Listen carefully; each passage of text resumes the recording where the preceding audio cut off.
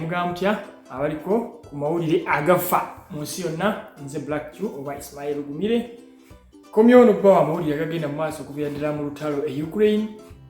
ebigenda maaso mu nsi agava Gaza Israeli n'ebirala byonna ebikola ki ebyetooloola ensi yonna beerako maaso. Roads for today. Don't do it. Spend all your money to the weapon, to the drones, to the society, to the pensions, and etc. And don't cry. Because tutandikidde ne omukulu Vladimir Zelensky tutandikidde ku lutalo okuva Ukraine. Olutalo Ukraine lukyagenda mu maaso terunaggwa abantu abasinga naddala mu nsi nga Uganda for example n'abali mu Europe basinga olwa balooza nti olutalo lwaggwa munne olutalo lukyagenda mu maaso lwakuba nti olutalo luli Palestine oba Gaza lwawamba nnyo olw'ensonga nti abazungu lwe basinga okussaamu amaanyi kubanga luno Ukraine nabo lwabalemerera si lwangu omuntu gwalwana naye w'amaanyi so bali ab'e Gaza okulwana nabo kyangu kubanga tebalina nnyo byakulwanyisa biri sophisticated oba ebizibu so nebola nti abazungu olutalo lwe baluvaako nnyo Ukraine baluvaako nnyo tebaliripootingako nnyo lwa nsonga teruleeta results ze baagala luleeta results zitabasanyusa ate nga lulina okugenda mu maaso ate balusipendingako ssente nnyingi ate kubalwana naye w'amaanyi so olutalo Ukraine abantu balowooza terulina kyagenda mu maaso era mukyalaba ebintu bingi ebigenda mu maaso so ntandikiddeko n'omukulu Vladimir Zelensky nga ye president wa Ukraine akatambi ako bwe maaso badde ngenda kabalaga okalabe omukulu Zelensky yeesitudde n'agenda ku gabozo gamba trip yezo ga business trip naye ng'ekigendera kyayo kyakusaba buyambi kubanga kigambibwa nti saawa z'olutalo embeera gye lulimu mujjukira Ukraine yateeka counter offensive myezi ng'esatu ena ng'eteeka counter offensive nti okulwana eddemu oba kibaita okuzindukiza mu Uganda erwane esobole okweddiza ettaka Russia lyatwala oba ebitundu Russia lyatwala ne babyogera nnyo mu mawulire abasinga ekimmanyi abasinga mwakiwulira mukimanyi mu mawulire ne babyogera nnyo ne boogera balwana naye bafiirwa abajaasi bangi tebasobola kweddizaayo ttaka yadde square kilometer wabula ate kati bayongedde n'okuddamu okufiirwa ettaka eddala kubanga Russia ekolaga nti yayongedde manyi Russia yateekawo resistance yetegeka bulungi kuba byonna babirangirira bagenda kukola counter offensive Russia neyetegeka nekola defense zaayo Ukraine yalemwa okubreakinga through defense lines z'aba Russia so bafiirwa abantu bangi n'amagye omanyi mu lutalo lwekyo bayita reserves n'amagye aga reserve bagakozesa kuba baali balina belief oba obuyambi gye buva mu America n'abazungu bwali buli best nnyo ku results ezinava ku lutalo kati ku lutalo results zaali nnungi Ukraine mu kyogamba ne kakkana Zelensky yasalawo afosinga amagye gakole kye gatasobola nakyo volaba saawa zino mu lutalo Ukraine mu bukulembeze Ukraine defense oba amagye for example Zaluzhny Minister of Defense ayinamu obuzibu obutakkaanya ne Zelensky kubanga mu bifonga for example Bakhmut ayina ebifo bye baali bataagala kuteeka nnyo maanyi gaabwe mu bifo kuba byali bizibu okudifendinga Russia yali basinza amaanyi naye kigambibwa nti Zelensky yalemerangako nga Minister of Defense n'amagye gamugamba tulekeraawo tulitreatinge nga Zelensky tangu akitakkiriza kubanga yalina okupulizinga bakama abe bamuwa obuyambi so ekintu ekyo tekyasanyusa Zaluzhny akulira amagye n'asalawo ne bakitwala mu maaso tekyabasanyusa so conflict eziriwo wakati waliwo wakati okusika omugwa wakati we Zaluzhny n'amagye ne Zelensky era kigambibwa eby'omunda nti abazungu baali babategeka Zelensky kumuggyako lwa nsonga Zelensky yayogera ebintu bingi ate tayagala kukyusa kyokka abazungu embeera nga bweri ku lutalo bali overstretched kati batuuse ku mbeera eyagala okuteesa kati kigambibwa nti abazungu balinza okuba bagala kugyawo Zelensky bamusikisa omuntu omulala Zaluzhny oba Arestovich kuba Arestovich yali spokesperson wa Zelensky President Zelensky yamugoba naye byayogera bingi ku social media akulaga alinganga ayagala okudda so abatunulize b'obufuzi bagamba nti kirabika America oba abazungu bagala kusikisa Zelensky muntu mulala so nga bw'omanyi bo bakukozesa bo bakibakola nga kiganye kibakola go bakusuula eri ne bafuna omuntu omupya bakozesa nga kapiira kagali mpitawa so kigambibwa nti Zelensky bwe buzibu buliwo obwo era okusika omugwa kungi nnyo bayibwe nakuza kubanga olutalo lwatuuse ku mbeera nti bali mu counter offensive bafiirwa amagye mangi n'ebyokulwanyisa bingi ne ssente bayonoona nnyingi kati tebalina ssente they don't have soldiers. Niba bafunye byokulwanyisa ate betaaga amagye era ssaawa zino bakwata abantu bagenda mu bifo nga bula bazijimu ngezo bakwata abantu n'abakazi babatwala kati magi kuba nalabye Joe President bagamba nti magye gayo kwekera gabawezaamu kati abajasa abakazi kakaga niye abantu batwala they not trained soldiers babakwata bukwasi ne batwala so it's not easy. So embeera si nnungi ku side yaabwe though tebalina baanza kyogera kubanga baayogera nnyo oba beewaana nnyo obutalo nga lugenda mu maaso mubijjuka ebyabeerawo nga boogera nnyo boogera kiri rasha bagikuba rasha tebalina kibasobola abeekiri naawe tebalina baanza kukyusa narrative okugjako okuyita emabega ne banyingiriza zelensky nakkiriza zelensky tayagala kuteesa na rasha kubanga rasha ye kugamba okuteesa ne Ukraine erina okukola ebintu rasha byegisaba ekyokuba ettaka lya wamba rasha lyerina terizza ate Ukraine bweyabeeranga Zelensky ngayogera ebintu bingi balina okulwana sana Crimea bajeddize balina okuddayo mpaka border ya 1991 we yayitanga Ukraine wayitanga ettaka lyonna Ukraine yagayitwale which is impossible ku Russia that is a no-go zone no one can talk about it tosobola nawo kummeeza kukiteesaako so bwekiri so omukulu Zelensky ebiera badde etabuse bwetyo yabadde alina okwesitula agenda asabe kubanga abantu abasinga jabatyakawo amawulire ogalaba waggulu nga jabula ku screen bakulembeze nga bagamba for example member of parliament waba Dutch babita Gatters I think yagambye tebajja kuddamu kuweereza yawangudde kalu nagamba tebalina kuddamu kuweereza balina kusaba ku biyambi okuweereza Ukraine eyo Netherlands emu ku nsi ezibadde ziyamba Ukraine mu by'essente yemu ku nsi za Bulaaya zeegamba nti zijjagiwa n'ennyonyi za F-16 ennyonyi za America ezo za fighter jets F-16 era badde bagaba training n'amagye gaabwe oba bapiloti baabwe so bwegamba ensinga eyo nga tejja kubayamba it is alarming. Bw'otunula mu Senate yaganye okuyisa ssente kubanga badde bagala Biden yali abalaka kodyo omwaka guno wali gunaggwako financial year oba nga tunagenda mu new year yali agala ayise ssente Ukraine yali agala asaba billioni nkaaga something $60 billion dollars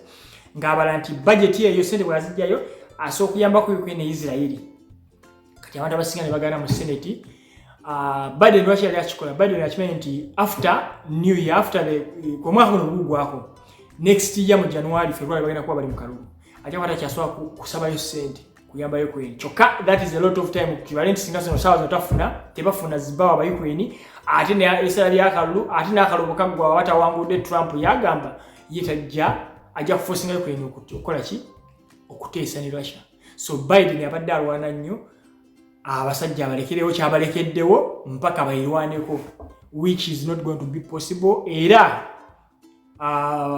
Zelensky yagenze yasokedde Argentina mukulembeze yazeeko omupya ali against Russia ali against BRICS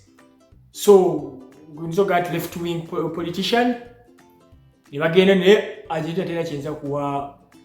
Ukraine so yagenzeyo for showbiz nakulaga nti they have because such alina abantu wayinza agenda so yagenze mu Argentina ku inauguration oba amuga nti okwanjira omukulembeze yabaddeyo n'amala bweyavudde n'agenda Washington n'alabagana ne Biden yamuwaddeyo obukadde $200 million. Then to put this in context olina okusooka n'omanya nti Ukraine olunaku bakozesa ssente mmeka mu lutalo Ukraine ekozesa ssente zitakka wansi wa bukadde 10 every day $100 million. The whole process America yakawa Ukraine obukadde billion $100 billion si million $100 billion Ukraine yakafuna $100 billion wonna America yakajiwa $40 to $60 billion but with that losses itakabali tutte kati just imagine this time singa kwetebako kyefuna kinaaba kitya Russia ebyokubanisa ebyekolera ne bwefunayo support efuna ku ntugeza obanga drone nenti eziri artillery shells bakozesa byonna Russia ebyokozesa nyonyi byonna byayo kati gwe omuntu alina obwongo olaba kisooka omuntu okulwana otalonda balumalako so it's deadly now but stranded but they have nothing to do so Ukraine ekiriwo kyakugisuula wansi bagireke ebonebone which is very bad kuba Russia siwene egenda ejja kuba egenze kabanga bagenda ogireka mu Ukraine atera buyambi kubanga it's now obvious it's everywhere Ukraine yagamba America Zelensky yagamba nti singa America erekera obayamba it will be a total collapse and defeat to Russia so they should help them. Then the Biden akagundi kayogedde Zelensky akantu akala akasaba mu interviews wakuwa kayinza okuleta bayita batya corporate claim yinza okutakasaamu bambuuza nti yabadde agera ku lutalo bagamba nti abantu mu America mwenna mulekerawo okutambula okubuuka ennyonyi okugenda wali otambula Europe wa bw'oba otambula genda Ukraine mu lutalo ku front line temuzimba nguudo sente muziwe Ukraine kwa ensi ng'agamba America tebaddamu kukozesa sente zonna baziteeke mu America tekintu ekyo tekyasanyusiza abantu America bangi because ensi nga bannansi babagala obakola ebintu ebyabwe ng'obagamba nti sente baziteeke naye nga ne gye bateeka sente nothing will come out positive kubanga ekituufu kiri nti omuntu alina omutwe ku bibegabega oba ku mibiri akimanyi Ukraine tesobola kulwana lutalo. Russia is playing a long game. Russia olutalo giriko mu kubeera oluwanvu ate abasinga balowoozanga nti kiyamba Ukraine bambu America efune biki. It does not help them lwansonga abarasha olutalo gyeyongera okugenda mu maaso baagala kukooya nsi ndala zino eziyamba Ukraine situke zeetamira and it has paid off sawa zinsi zonna zeetamiddwa because sanctions tizibonyabonya Russia yokka zibonyabonya n'ensi endala cost of living eri waggulu mu nsi z'e Bulaaya ne mu America ebintu bizibu business zitambula wabula balina okusasula okuteeka sente mu Ukraine kyokka sente zebateeka Ukraine tezijja kudda mbu obeeraawo mbu mulibako kye muzifunamu sente zebasindika Ukraine teziridda kuba Ukraine yongera kukendera ng'ensi ejja kuba tekyalina kyesola ngeri ejja kuba yetagana bwetaazi buyambi singa olutalo Russia luwangula buli sente zonna Ukraine zibagitaddemu zifa bufi and people see it nti however much bakoze buli kisoboka nothing will change the course of the war. It will just make it longer. Olutalo lujja kuwanvuwa mu buwanvuyi ne Russia ejja kuba liruwangule kati why do you dump all that money mu dustbin? So byebyo nze kabaka wa geopolitics Black Jew wa Ismail Gumire. Subscribinga, sharinga video eno kubanga njagala abantu bamanye kigendera kyange mu geopolitics abantu abasinga for example amawulire agaffe teketera nnyo kuwa abantu naddala mu lulimi lw'enjogero lwaffe Luganda abantu bataka kufuna amawulire gatalimu kyekubiira oba oli baba gafunye aleeta amawulire gawulidde ku CNN be bakabaka b'okulimba batambuza agenda z'Amerika America kyeta bagambe tebakyogera so ne TV zaffe Uganda oba ne wazi amawulire gezireeta gabera kikebera mu kyekubira kati nze ngezaako nnyo okutunula ku kintu kyotamanyi oba kyotawulira wala n'enkikuleetera wano ku channel yange YouTube channel yange nsinga okukozesa amawulire gano Luganda ku Facebook nkozesa Luzungu because nina audience eri international sinza kukozesa Luganda so YouTube nagidedicate nze okubeera nga abantu kwembawera amawulire agafaki ag'Oluganda so mubeere bulungi mbadde nirabidde olutalo lw'e Gaza ne Palestine olutalo lw'e Gaza ne Palestine aba Hamas ekizibu ekiriwo bayinza okubeera nga tebajja kusobola kumalako of course bayinza okutabeera totally defeated naye tebajja kusobola kumalako kubanga Israel amaanyi ena mangi omanyi olutalo kiringa bwala ba Ukraine ti Ukraine eyinza okubeera resistance y'amaanyi naye mu lutalo oba tolina air power nga tolina nnyonyi tolina air defense systems you cannot win a war in the modern world sosobola edda kyabeeranga kyanguko but even Hitler omanyi lwaki Hitler ensi zonna eza Europe zonna yazikuba because zate zirina nnyonyi yali asinga ennyonyi Hitler yasindika ennyonyi mu kitundu ezira mu bbanga zinga bwala ebinnyonyi so ngazikuba buli kyezisanze kati nsinga Palestine aba Gaza tesobola kuwanga olutalo ng'olwo nawuliddeko agasembyeyo bagamba nti bagenda kuddira abajjukira Palestine oba Hamas badde beesigulira kubeera underground bazenda zitunnels kati Israel egamba olunaku lwajjo batandise okulirizinga amazzi okuva mu Mediterranean Sea nga bagayiwa mu zittano ezo kati nga bwega nti empuku ezo zinajjula amazzi buli ekivayo kidda kungulu kubanga bakisula nti okugendayo wansi okulwanira tosobola kuba obusajja buno bumalako so if that operation is finished kasawo ekyo kinaggwa ekikwekweto abasajja tebajja sigalawo so tubatiirako but that is it tebalina kyakukola bo kye balwanira nabo bakimanyi kyekyo kiriwo Palestine oba abagaba Hamas olutalo lwabwe lukyali luzibu era tuwabaye asuubira victory yaabwe teri kuwangula kwabwe okuggyako nti gundi ani ensi zaagala kuyingiramu zibalemese ensi endala zaakukiyingiramu kati nga Turkey okubalemesa okubamalawo because singa bakireka believe me obadde Israel ejja bamalawo nga wala ku Ukraine nti ne obadde ddi Ukraine bwebanga eriwo etyo nga teyina air power eyina air defense eyina zirina zibagiwa but nga buli kintu kyedipendingako buyambi air defense tezeekolera bakugamba kati ensinga sawa zino oba mu Kiev balina Patriot air defense systems za America ziriyo ndowooza 2 zokka you know what it takes just a day kasaba gikwasa air defense emu neggwa neyokubiri nga kiwedde ate azikuwa ya bbeeyi okitegeera so olutalo lwa Hamas lujja kugwa tebajja kuluwangula okujjako pressure ejibajja otera ku Israel ekome mu kkubo ereke kukikola kyonna kyokka Israel egamba Benjamin Netanyahu agamba nti bo baagala kumalawo Hamas forever. So olutalo bwe luli Palestine ne Gaza Israel ne Gaza bikyagenda mu maaso Palestine bali bubi.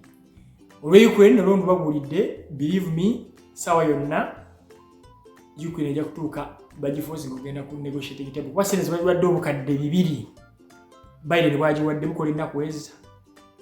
Ate nga babagambye nezo senze badde bagala obbawa zibasaba ziva mu Senate. Nezo badde bagambye nti zigenda kubaza ezisemba they can no longer bakyasobola kubawa senze ba sustaining. Juka oli bagambanga we are ready to help Ukraine as long as it takes. Now bakyusizza ye statement gye bakoze. Actually Kabi yakyogedde press secretary we can help Ukraine as much as we can.